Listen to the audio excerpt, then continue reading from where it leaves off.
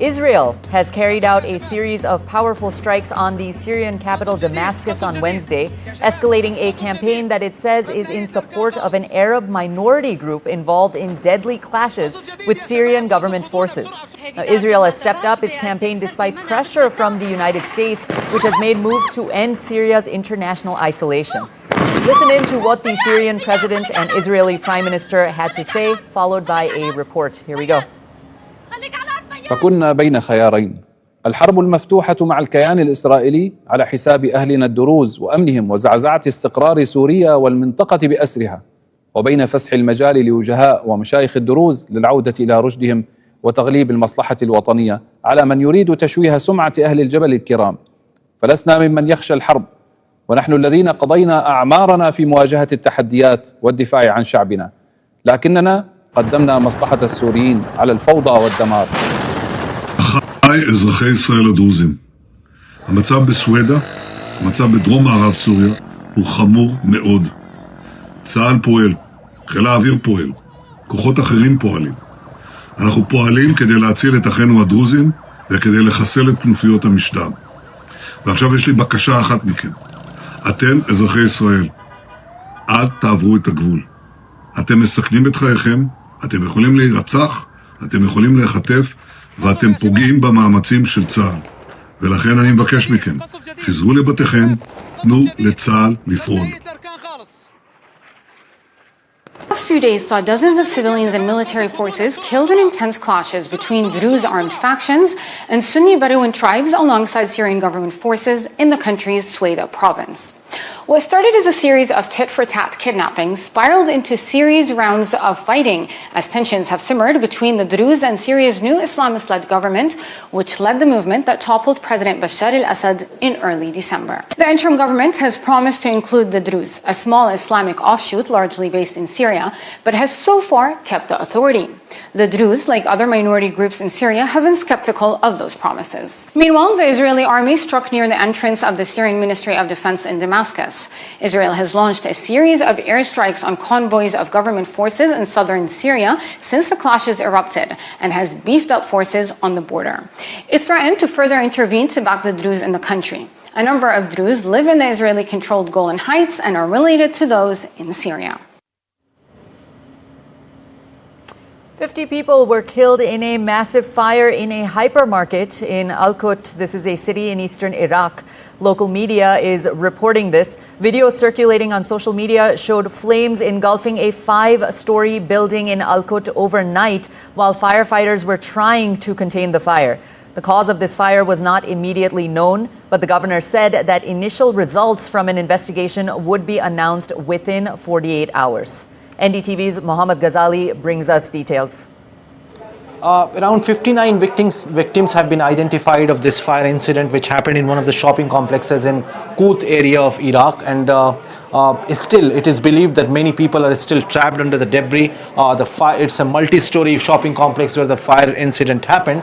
The reason of the fire incident is the cause of the fire has not been ascertained yet, and within 2 days a formal inquiry report will be released, and 2 days of mourning has also been announced in Iraq over this particular incident. A lawsuit has also been filed against the owner of the shopping complex where this incident has happened.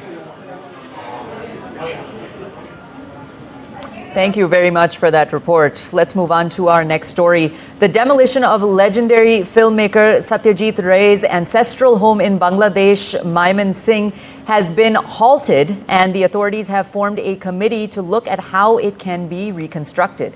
This comes after India expressed concern over the ongoing demolition of Mr. Ray's ancestral house in Bangladesh. West Bengal Chief Minister Mamta Banerjee has also protested this demolition, stating that the house is intricately tied to Bengal's cultural history. NDTV's Saurabh Gupta brings more. Saurabh? After concern and India also offering to help with the restoration of Satyajit Ray's ancestral house in Mymensingh in Bangladesh, the Bangladesh government has told NDTV that there is, of course, an effort now ongoing to restore it. Not only that, they've halted the demolition, and they say that the demolition of this structure, which is connected to cultural icon Satyajit Ray, noted filmmaker, all of that, and also his ancestors, including Upendra Kishore Roy Chaudhary, who of course are associated with that house in Moimenshing in Bangladesh. Now, in an exclusive interview with NDTV, the Bangladesh High Commission official said that this was an administrative oversight, this was not a targeted demolition, and that while they can restore it, India, they say, has offered to help, and they would certainly look at it because India has also restored many old buildings. But this is something that was also being seen from the perspective and lens of cultural revisionism in Bangladesh, because it came after Sheikh Mujibur Rahman's home was burnt down.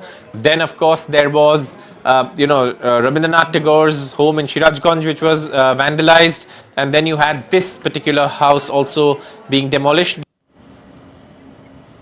Thank you, Saurabh, for that. Violence erupted on Wednesday at a rally of Bangladesh's youth-led National Citizen Party in the southern town of Gopalganj, with 4 people killed and over 50 people injured. That's according to local media. Awami League chief and former Bangladesh Prime Minister Sheikh Hasina has strongly condemned the horrific attack and barbaric killings in Gopalganj today, blaming the Yunus-led government for this violence. Deadly student-led protest forced longtime Prime Minister Sheikh Hasina to flee to India in August of last year. And since then, there have been delays over promised reforms, over growing protests, and political division. U.S. President Donald Trump has hinted at reaching a new trade agreement with India soon, while a trade deal with the European Union could also possibly be finalized, but it would be too soon to say if a deal with Canada can be agreed upon as the tariff deadline looms. India and the U.S. have been holding negotiations for the trade pact primarily to keep the tariffs below 20%. During an interview with Real America's Voice on Wednesday, Trump was asked which trade deals were on the horizon, and he responded by saying, and I quote, "We're very close to India and we could possibly make a deal with the European Union." Listen in to what Mr. Trump has to say. We had one yesterday, that was announced. We have another one coming up, maybe with India. I don't know. We're in negotiation. When I send out a letter, that's a deal. In other words, it's a deal. The best deal we can make is to send out a letter. And the letter says that you'll pay 30%, 35%, 25%, 20%. We're very close to a deal with India where they open it up. Again, Donald Trump making headlines. He said that Coca-Cola had agreed to sweeten its signature soft drink with cane sugar in the United States in what could represent a major shift from its decades-long use of high fructose corn syrup. In a social media post on Wednesday, the U.S. president said that he had been speaking to Coca-Cola about using cane sugar in their drink, calling the switch just better. Coca-Cola hasn't confirmed a full recipe change just yet, but promises more details soon. The announcement is stirring backlash from corn growers who warn that this move could cost jobs and hurt U.S. farmers. The U.S. Embassy in India has issued a visa warning stating that committing assault, theft, or burglary in the United States could lead to a visa being revoked. This advisory comes after an Indian woman was caught stealing items worth 1.1 lakh rupees at a Target store in Illinois. As a word of caution, the advisory further stated that such an act, robbery, could make one ineligible for future U.S. visas, preventing re-entry into the U.S. Therefore, the embassy urged foreign visitors to adhere to law and order. A U.S. citizen and Army veteran who works as a security guard at a California cannabis farm said on Wednesday that U.S. officials arrested him during an immigration raid last week and held him for 3 days without any explanation. George Reitz, who's 25 years old, works as a security guard at Glasshouse Farms in Camarillo, and said he was arriving to work on July 10th when several federal agents surrounded his car and, despite identifying himself as a U.S. citizen, broke his window, pepper sprayed him, and dragged him out. I was on my way to work. I got caught in the middle between the protest and ICE agents. I explained myself. I let the ICE agents know that I'm a U.S. citizen. that I'm American, that I work at the glass house, and they ignored me. They didn't care what I had to say. They automatically accused me of just, I guess, doing something wrong, and they escalated it from there. ICE escalated the entire situation. Keir Starmer and Germany's Chancellor Friedrich Merz are expected to sign a new bilateral treaty that promises tighter action on smuggling gangs, expanded defense exports, and closer industrial ties between the UK and Germany.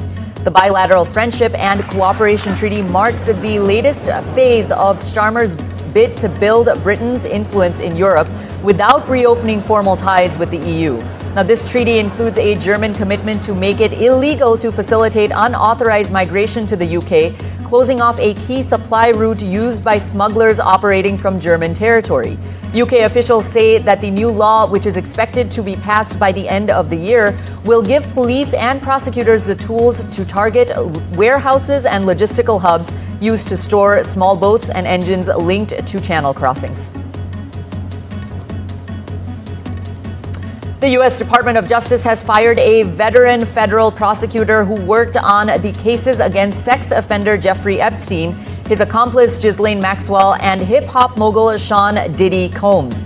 It's not clear why Maureen Comey was removed from her job at the Southern District of New York, but her exit was confirmed by sources to the BBC's U.S. partner, CBS.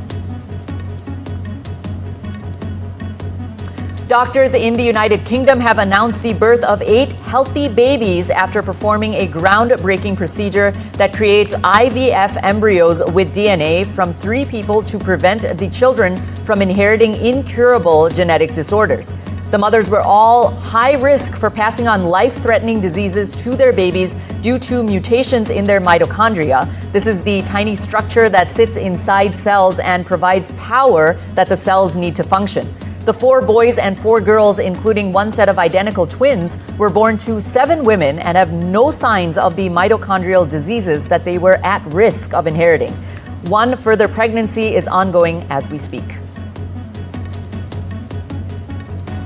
Indian astronaut Shubhanshu Shukla reunited with his wife Kamna Shukla and 6-year-old son Kiyash Shukla after his 18-day mission aboard the International Space Station.